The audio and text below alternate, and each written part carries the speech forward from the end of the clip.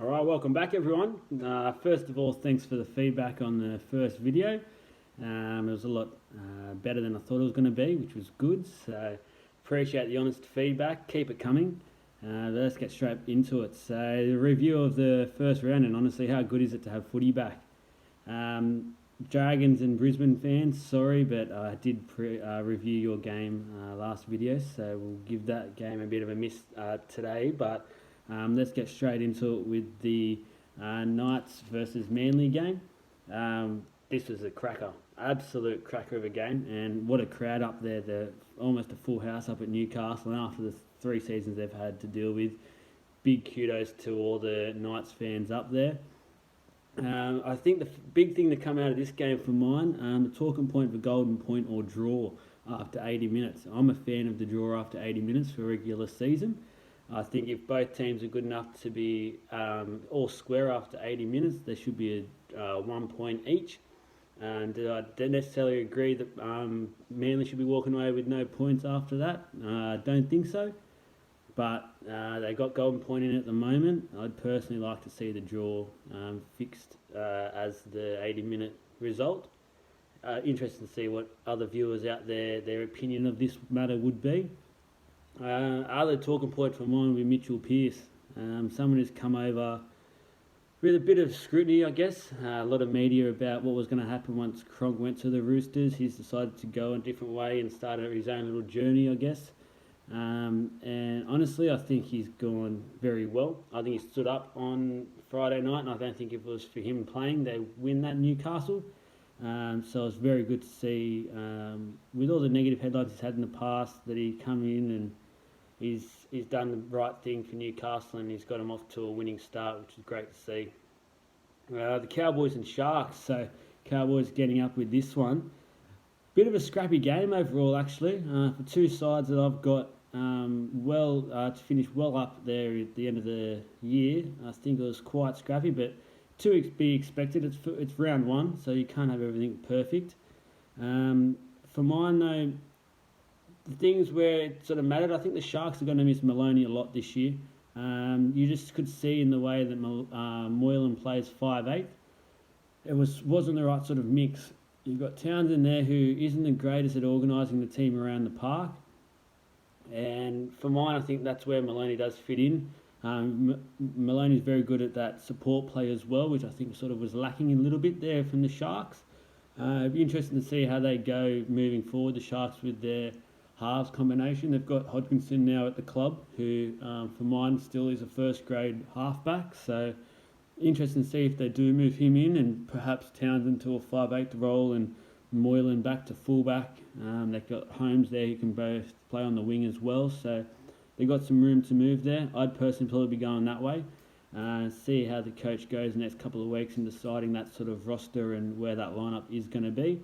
The Cowboys, just typical JT sort of performance for mine. They were scrappy. JT had a few mistakes, but he just seems to always be there, no matter what game it is, no matter who he's playing for or against. He just continues to keep pushing, and I think that's the reason why he's the best player in the comp for mine. And as I said, a scrappy game, but Cowboys will be happy to go away from that with the 2 points, move on to this week's games. And yeah, great work by the Cowboys. Next one, the Tigers and the Roosters. Well, I did call this one. I did say it was going to be a lot closer than a lot of people thought. For mine, the Roosters, their attack was all over the place. You've got Cronk and Tedesco, two of the better players in the comp.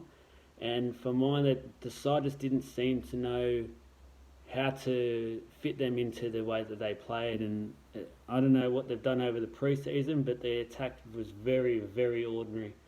To me, that was a big surprise to see. I think the question for the Roosters is what playing style are they going to do? Are they going to approach a Cooper Cronk style and change the whole team's ways for one player? Or is Cronk going to adapt to the Roosters style of play? Something that we're going to see in the next couple of weeks answered for sure. But it'll be interesting how this goes moving forward. They're obviously still a very good side. I still have them in my top four. Just going to be interesting moving forward now with how they continue to play. As I said, the attack, and I'm sure many will probably agree with this, just was all over the place. They didn't really seem to threaten the Tigers much at all. But credit to the Tigers. They've played very well, very tough style of play that they had on the weekend. You could just see that the way they were playing, that they really wanted it. They wanted to win. Ivan Cleary, as I said the other day, for mine is a very, very good coach, very smart coach. He had that side exactly going the way they wanted to go. They had a player sent for sin bin, and they still managed to not let him try in that space. So for mine, it was very well done. Benji came back to, wouldn't say the Benji of old, but he definitely came and controlled the game a lot better than he has done in the past, which was good to see. Good to see him step up. I thought the loss of Reynolds might be a massive impact for him, but he came in, stood up, and played very, very well. The first of the double header on the Saturday was the South Sydney Rabbitohs and the Warriors. Well, the Warriors, haven't they turned up a little bit so far? So I think this game summed up at the start by Tuivasa-Sheck's try saver. I think that's going to be one of the better tackles you'll see all year, especially as a try saver. And the reaction afterwards, he got up and he was pumped up for it, which is exactly what you want to see from your club, especially at the start of the year. Your captain doing that sort of a play, stepping up and making sure that people were up for it. Another little thing I've seen, I really like this. The video ref, there was a try that went upstairs for an obstruction call, and they ruled that the defender made the incorrect decision in going for the incorrect player who wasn't receiving the ball, and the try was actually awarded. So I personally like this decision. I think it was a wrong decision made by the defender, and it's good to see that if this stays consistent, a lot more onus is on the defender to make the right decision, not just falling over once he knows he's been beaten. They go back for an obstruction, which I think happened a lot last year, and many fans like myself started to get a bit sick of it. For mine, the Warriors look very fit, look like a very fit side, which isn't something you could be able to say about the Warriors of old, certainly in the last couple of years. A player for mine who's made that side who it is at the moment, I think, is Blake Green. Now, I think he's one of the most underrated players in the comp. For mine, he did a lot for Manly last year with Manly's little run there they had there for a while. I think Manly will miss him this year, but I think he's going to complement Johnson and also Tuivasa-Sheck very well. He's going to organise mainly the forwards and get them going in the right direction. Just will allow Johnson to be a bit more free up and let him run the show and run the ball a lot more. So when he's running the ball, he's one of the most dangerous players in the comp, which I think we're going to start to see a lot more moving forward with the Warriors. The Rabbitohs, I think they've got to decide soon what they're going to do in terms of the fullback role. For mine, Alex Johnson isn't a fullback. I think he's a winger. And I think we've seen that over the weekend that he lacks some ball play, which I think these days your fullback needs to be. It needs to be sort of a second 5'8". Inglis, for mine, isn't fit enough ready to be a fullback. So it's going to be interesting if they've got someone in the lower grades who can come and play fullback. I don't think they can come on and change much in terms of their halves. I think Reynolds is doing a good job there. Their forwards, they've got a good forward pack. You've got the Burgess brothers, you got Sam Burgess, who just kept going all night. Once again, typical Burgess. So I just think a couple of probably backline changes to the Rabbitohs, and they're going to be thereabouts to be around the top 8. But it'll be interesting how they go. As I said, Johnson for mine isn't a fullback. Moving forward, they need to find someone who's going to be that fullback role. The other game on the double header, Storm Dogs. And first of all, I just want a quick mention about the Perth Stadium. What about the light shows that were going on there? Oh, it was like you were at a rave. Absolutely fantastic to see a new stadium like that, and sets the precedent for what the stadium's going to look like in the near future.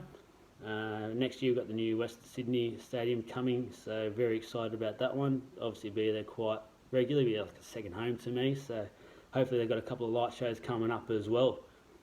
But the Dogs, the Dogs lost this. Storm got up. In the end, it looked like quite convincingly, but watching the game, it was a much different story.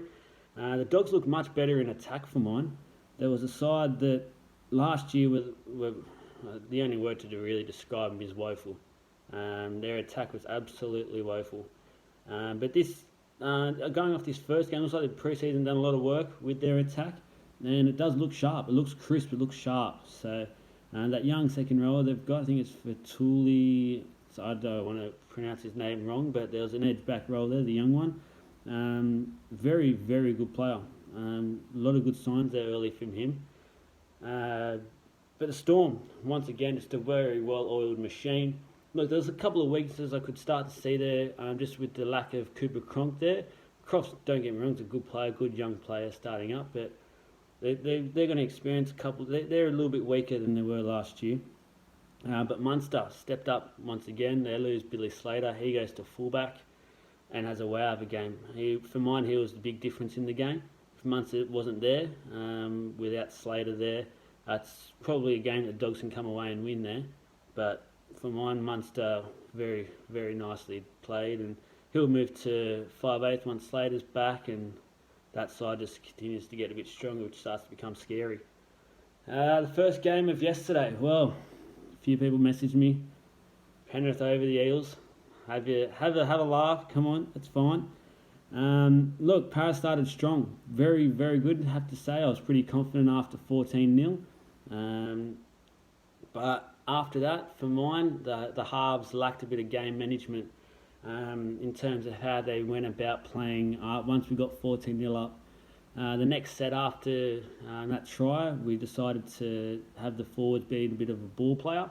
And instead of just taking it up, getting to your kick, which is very crucial in the game these days, after you score any sort of points, you make sure you get to your kick and you either put the ball dead or you put the ball downfield and get them going off their 10-20 metre line.